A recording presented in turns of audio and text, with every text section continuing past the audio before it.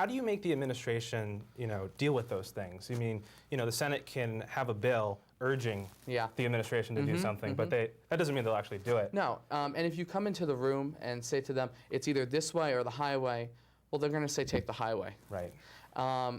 It's about working with them. A lot of the times the administration wants to do the same things that we're doing. Sometimes students are just angry so much of the time that they really won't, that doesn't resonate well. Right. I'm meeting with Director Gill about this Hey song that they banned from athletic events, something I feel very strongly about. I think that we need to focus on the important issues. Talking about indigenous people is important, but it's the same thing about talking about DC voting rights that was fought in the Senate 2 years ago. Right. And something I voted for when I was a senator or a GA assemblyman, just because we're wasting our time.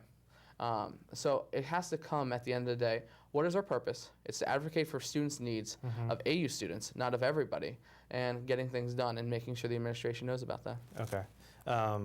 Little different topic. Yeah. You mentioned the Secretary's resignation, Alex Manzanares.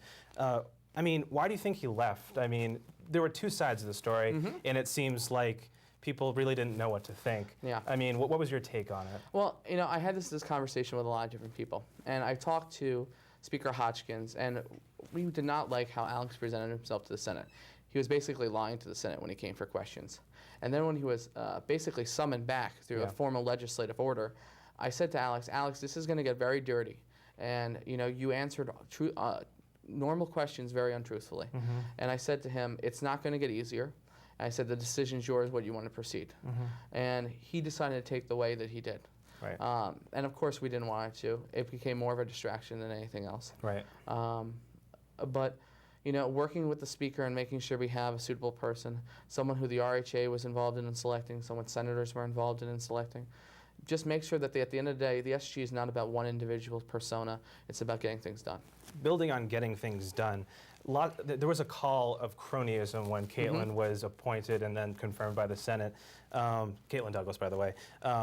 Is there cronyism in student government? Or is it, what are your thoughts on that? I don't think it's cronyism.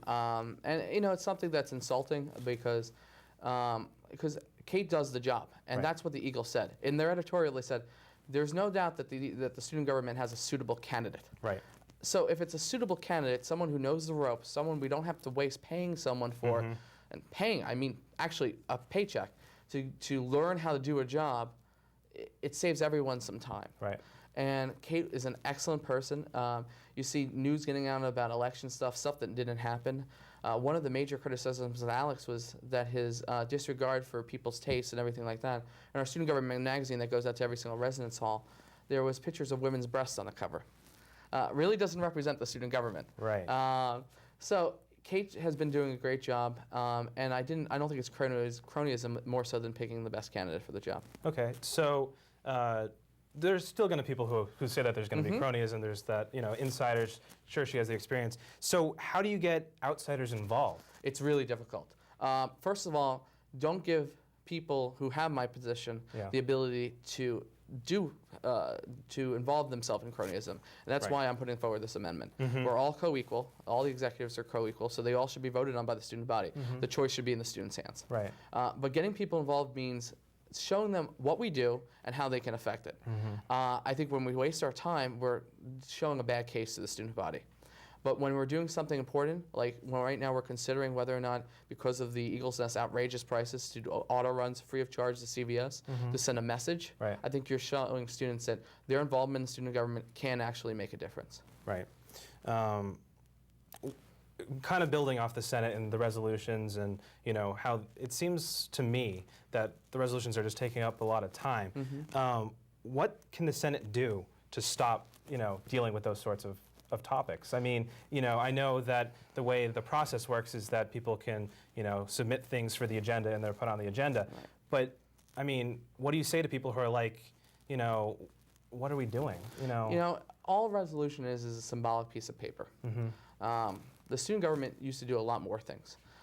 For example, ROTC, the student government back in the day, didn't like their policy against homosexuality in the military. So they banned ROTCs from using auto vans. That sent a message. That sent a statement with also using some action. Right. You know, if they want to send out statements, send out press releases, but don't waste the students' time. I think that they're getting better at it. I really like some of the bills that are coming forward. I think that they're listening to their constituents. I think there are some great senators who really care and not just out to have an agenda accomplished. But sadly, I think there's still some there. Right. And it's just finding that medium. When we're talking about creating an arts initiative on this campus, featuring Abu Ghraib art and spurring the discussion on how history can play the role in arts, that's just so important. And how we can help fund that initiative and integrate history and art in all these different aspects.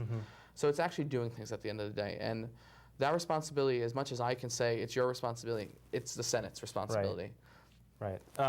So lastly, what do you plan to do for the rest of the year? What are the top 2 things that you want to get done?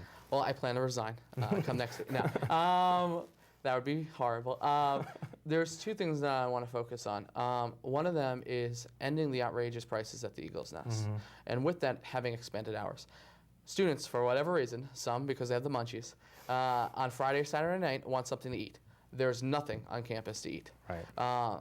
So we're going to be working towards cutting the hours in the early morning between 4 and 7 or 8 o'clock in the morning and actually expanding it on the weekends. I think that will show students that A, your student government's doing something for you, and B, we promote healthy eating and stuff like that to that regard. The other thing is I want to get a resolution regarding financial aid, the registrar and student accounts. Okay. It's called the Bermuda Triangle on the 2nd floor. It predates me and my existence. Right. But it's what puts a bad taste in students' mouths as soon as they get here. There's no reason why we can't sign up for direct deposit, so as soon as the money becomes available for students, that money can hit their account. There's no reason why the amount for an outside loan can't exceed the amount for a Berkshire apartment. Right. People live in the Berkshire. They live in filth in the Berkshire, and they can't afford, and AAU is not allowing them to take out loans for that amount. But really, it's more than 2 things. It's about doing a lot of things. The names that we're working on right now are great and huge. From a very cheap show that we're going to have Jerry Springer in the Tavern on January 30th, to a huge event that we're planning for an end-of-year speaker that will rival anything George Washington and Georgetown can ever plan. Wow. So hopefully it's going to be a good end of the year, and hopefully no more resignations. But my fingers are crossed. Well, thank you so much, President Vidulich, for joining us. No problem. Thank you for having so me. much.